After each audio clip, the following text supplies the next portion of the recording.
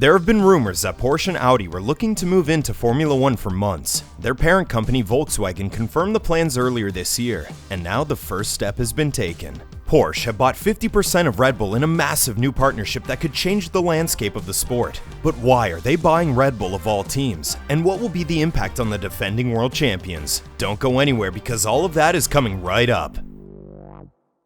Days of disarray.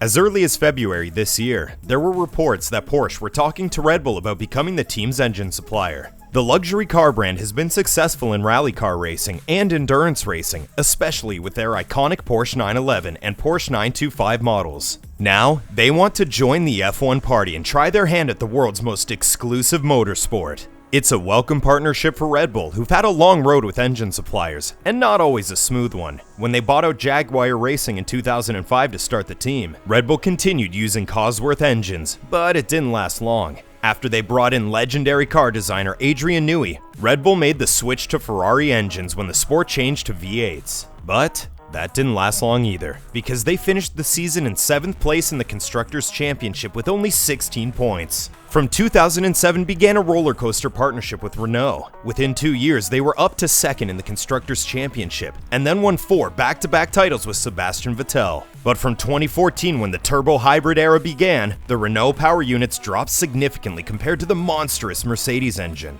That led to some drama between Red Bull team principal Christian Horner and Renault boss Cyril Abiteboul that spilled out into the public. Horner described Renault as an economy ticket despite them paying for first class. Part of that was when Red Bull driver Daniel Ricciardo shockingly left the team for Renault in a deal worth $70 million.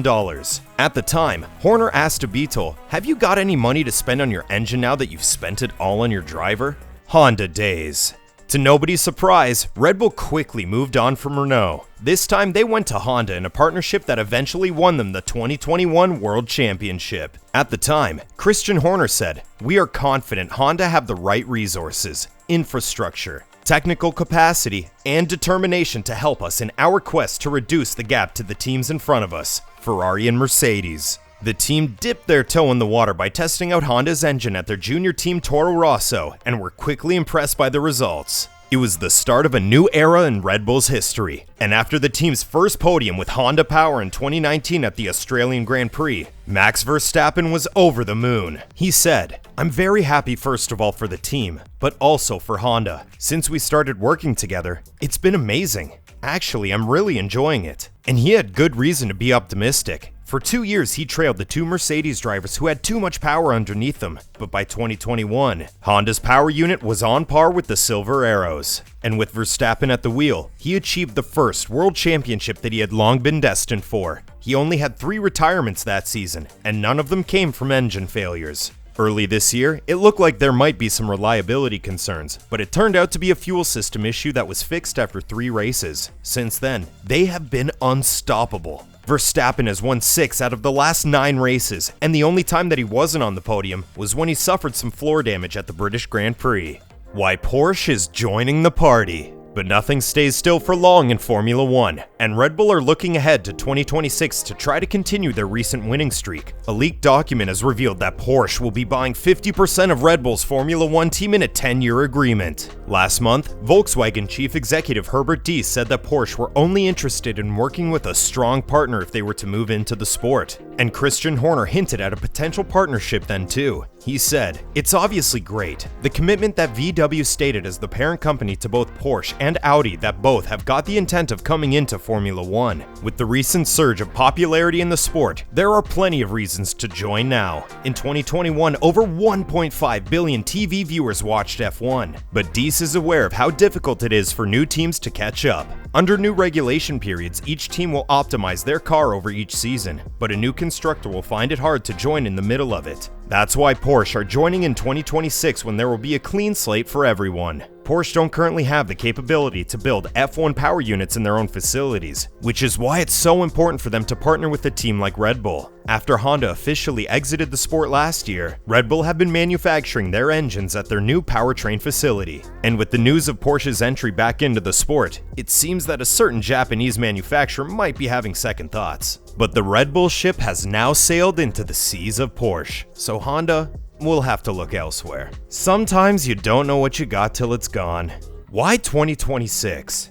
If you thought that 2022 was revolutionary for Formula 1, just wait 4 years. This year saw greater ground effect downforce, bigger wheels, and new aerodynamic regulations to try and create a more level playing field. In some ways, it's worked. Mercedes are now third place in the constructors, and teams like Haas have significantly improved. They all have the next 4 years to perfect their cars within this generation. But in 2026, it's all going to change again. The FIA is planning to make the cars shorter, smaller, and lighter. That goes against the trend of the past 3 decades. Even just in 2008, the cars lining up on the grid were weighing in at 585 kilograms. This year, they've ballooned up to a massive 900 kilograms when fully fueled up.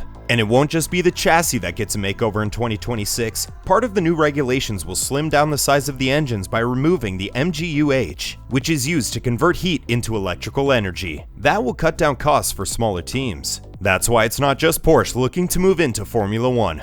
Audi are also edging closer to a deal to buy out Alfa Romeo's parent company Sauber. The regulations give a good time frame to join, and the exposure from advertising that Porsche will receive could pay it off big time. Mercedes have benefited massively from their domination in Formula 1. The chairman of Daimler, Dieter Zetsche, said in 2016, "I'm totally convinced that it's not by accident that in the last 3 years, our brand has developed a fantastic momentum. As far as size is concerned, there are hundreds of millions of viewers for every race on TV screens around the globe. That's a great platform for us." What does the Porsche move mean for Red Bull? Not only will Porsche be powering Red Bull in 2026, but they will own half of the operation. But what does that actually mean for the team? Red Bull have become the team to beat this year, and they won't be wanting to lose any of their momentum. Their closest rivals are Ferrari, but their strategic blunders and lack of consistency have almost put them out of the running. From joining the sport, it only took Red Bull 4 years to win a world championship, and even during the period of Mercedes' dominance, they were never too far behind. The deal between Red Bull and Porsche was set to be announced at the Austrian Grand Prix, but it was delayed because the 2026 regulations weren't finalized yet. But Mercedes and Ferrari were accused of trying to complicate things to keep Porsche and Audi out of the sport. In response, Mercedes team principal Toto Wolff said, "On the contrary, we don't want to delay those regulations, but we want to have them in place. This is an environment where regulations will change all the time, so you can't make it regulation dependent. But we'd like to have them as part of the show." But Porsche are not actually buying half of Red Bull Racing. Instead, they're buying into Red Bull Advanced Technologies, which works on the engineering, design, and technology that the F1 team runs on. The company is not only involved with Formula 1, they keep themselves busy with Red Bull's hypercars projects and research into hydrogen race cars as well. So, will Porsche's entry have a big effect on Red Bull's management? Probably not. They're coming in as a big sponsor and to help assist with engine development, but the actual race team will remain pretty much unchanged. Do you think that Porsche joining Red Bull is good news for the team? Let us know in the comments below. And if you enjoyed the video, don't forget to subscribe for more F1 analysis. Thanks for watching, and we'll see you in the next one.